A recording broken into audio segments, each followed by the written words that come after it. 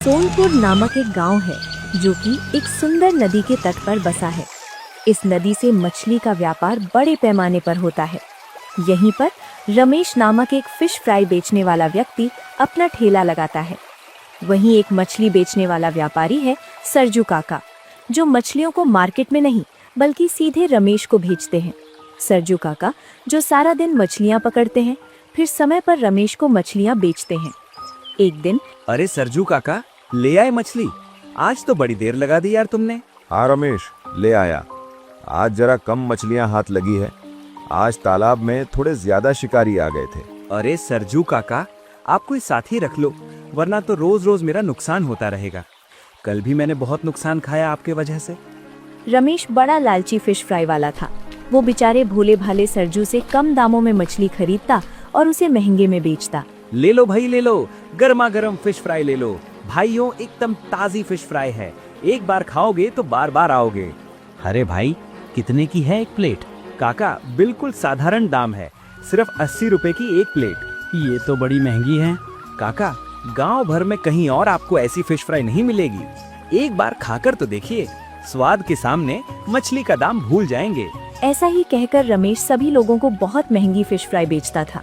हर दिन अच्छी कमाई करके अपने घर जाता तो उसकी पत्नी मीना घर पर होती थी, जो उसका इंतजार करती थी। क्या हुआ, कितने पैसे मिले आज? अरे आज तो बड़ा अच्छा व्यापार हुआ है। ये देखो, पूरे 2000 रुपए का। अरे वाह, क्या बात है। आप हाथ मुंह धोकर आइए, मैं आपके लिए खाना लगा देती हूँ। रमेश ऐसा ही करता। रोज सुबह होते ही अपने ठेले पर चला जाता।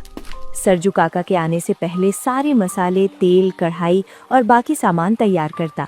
मछलियाँ आने के बाद मसाले में मछली डालकर फिश फ्राई बना देता और उनको बेचता और पैसा कमाता। पूरे गांव में दूसरा कोई फिश फ्राई बेचने वाला नहीं था, जिसके कारण वो धीरे धीरे पूरे गांव में प्रसिद्ध हो गया। अब वो और भी ज्यादा मछलियाँ खरीदने लगा, लेकिन वो भी रमेश को कम पड़ती। हर दिन कई सारे ग्राहक मछलियाँ खत्म होने के कारण खाली हाथ लौट जाते। ऐसे ही रविवार के दिन तो अधिक भीड़ होती थी। अरे हमें दे दो, हमें दे दो, लोग वहाँ शोर मचा रहे थे। लेकिन मछलियाँ अब खत्म होने वाली थी, पर लोगों की भीड़ वहाँ अभी बढ़े ही जा रही थी। क्या रमेश, तुम हर रोज कम मछलियां लाते हो और हमेशा लाइन में लगने के बाद भी मुझे फिश फ्राई नहीं मिलती? मेरा तो तुम संडे का दिन खराब कर रहे हो यार। देखो भाई, मैं यहाँ खाली हाथ तो बैठा नहीं हूँ। तुम देख रहे हो कितनी भीड़ है आज। टेंशन मत लो, तुम्हारा नंबर भी आ जाएगा। ये कहकर वो अपने काम में लग गया।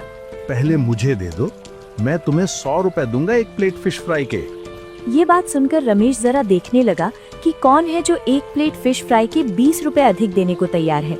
उसने पहले उस सज्जन को फिश फ्राई दी, जो कि सूट पहने थे और काफी अमीर लग रहे थे। जिसके बाद उसने एक तरकीब सोची और जोर से आवाज लगाई। फिश फ्राई का भाव अब से बढ़ गया है। अब एक प्लेट फिश फ्राई 80 रुपए की जगह 100 में मिलेगी। कितना लालची आदमी है, इसने तो भाव ही बढ़ा दिया है। चलो चलो, हमें नहीं खाना इसके यहाँ से। जो गरीब महिलाएं फिश फ्राई खाने आती थी, खाली हाथ जा रही थी। लेकिन रमेश का फायदा हो गया, क्योंकि कुछ अमीर लोगों ने बची हुई फिश फ्राई दुगने दामों में खरीद ली और बड़े चाव से खाने लगे। डॉक्टर साहब बड़े शौक से मछली खाते हुए, रमेश, तुम्हारे हाथ की फिश फ्राई तो बड़ी ही स्वादिष्ट है। वाह भाई, मानना पड़ेगा तुम्हें। धन्यवाद डॉक्टर साहब, ये तो बस ऊपर वाले का कमाल है। वो आज घर आया और हर दिन की तरह उसकी बीवी ने पूछा, क्यों जी, आज कितने पैसे लाए? अरे ये देख, आज तो बड़े अच्छे दामों में फिश फ्राई बेची है मैंने। आज पूरे 4000 का व्यापार हुआ है। मछलियाँ खत्म हो गई, वरना तो पूरे 5000 का व्यापार होता। अरे तुम्हारा तो रोज का हो गया है। हर दिन तुम्हारी मछलियाँ खत्म हो जाती हैं और नुकसान भी होता है। तुम बिल्कुल सही कह रही हो। मैं सरजू काका को अधिक मात्रा में मछलियाँ लाने को कहता हूँ। अगले दिन रमेश फिर से अपने ठेले पर पहुँच गया, पर अब उसका लालच बहुत बढ़ चुका था। उसके पास एक तरकीब थी। उसने सोचा, कल तो मैंने भाव 100 रुपए किया था, जिससे मुझे बहुत मुनाफा मिला और मेरी सारी फिश फ्राई भी बिक गई। क्यों न मैं आज दाम 120 रुपए कर दूं, ताकि लोग आएंगे और कम मछलियों में मुझे अधिक फायदा मिलेगा। तभी वहाँ सरजू काका मछलियाँ लेकर आते हैं। अरे सरजू काका, ये क्या, तुमने आज फिर केवल 2 ही थैलियाँ मछलियाँ रखी? मुझे अधिक चाहिए, वरना मैं किसी और मछुआरे से मछली खरीदूंगा। इतना सुनकर सरजू काका बिना कोई जवाब दिए वहाँ से चले गए, क्योंकि उनको रमेश की आंखों में लालच दिख रहा था।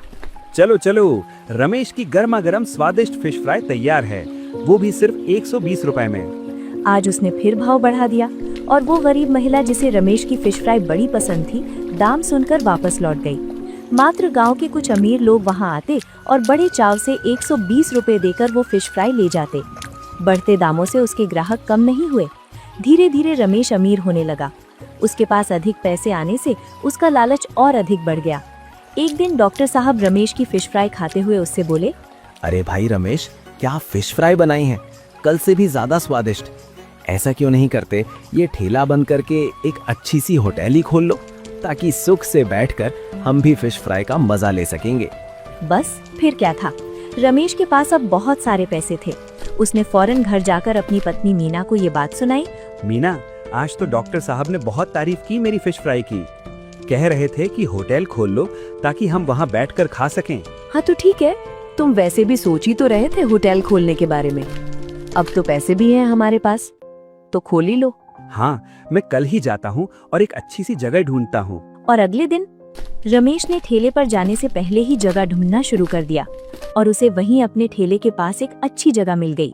उसने दिन भर फिश फ्राई बेची और जैसे ही उसकी मछलियाँ खत्म हो गईं, उसने अपना सारा सामान उस होटल में रख दिया और उसी दिन फिश फ्राई बेचते समय सबको बता दिया। सुनो सब लोग, आप सभी को मेरी फिश फ्राई बहुत स्वादिष्ट लगती है ना? तो मैंने आपके लिए पास ही में एक होटल खोल लिया है जहां आप आराम से बैठकर फिश फ्राई का आनंद ले पाएंगे। कल से अब वहीं पर मिलेंगी रमेश की स्वादिष्ट फिश फ्राई। उसका होटल बहुत अच्छा चलने लगा। उसने 2 लड़कों को काम पर रख लिया। हर दिन होटल में ग्राहक बढ़ते जा रहे थे, पर मछलियों की मात्रा अब तक नहीं बढ़ी थी। उसे लगने लगा कि ऐसे तो उसका बहुत नुकसान हो रहा है। अगली सुबह जब सरजू काका आए, तब रमेश बोला, देखो सरजू काका, इतनी मछलियों में मेरा काम नहीं चल रहा।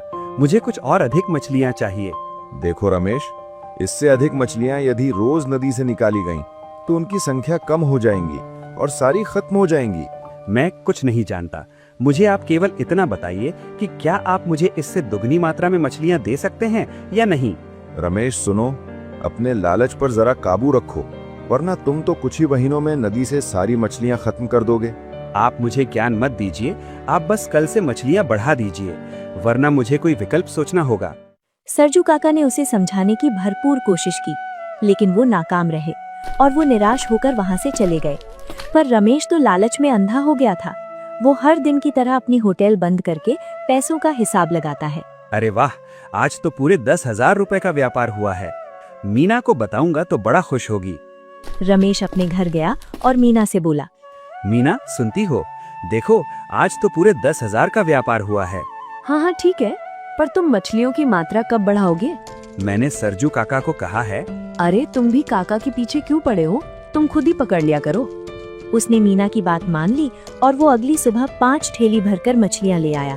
जब सरजू उसकी दुकान पर गया तो इतनी मछलियाँ देखकर हैरान हो गया।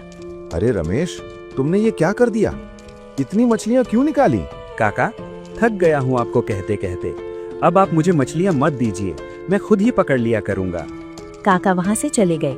हर दिन रमेश ऐसे ही करने लगा और उसका व्यापार बहुत बढ़ गया। वो 15 से 20,000 रुपए कमाने लगा। किंतु 1 महीने में नदी की सारी मछलियाँ खत्म हो गईं। पूरी नदी में एक मछली भी नहीं बची। सारे लोग होटल से खाली हाथ लौटने लगे। तब रमेश को याद आया, सरजू काका सही कहते थे, उसे अपने लालच पर काबू रखना चाहिए था।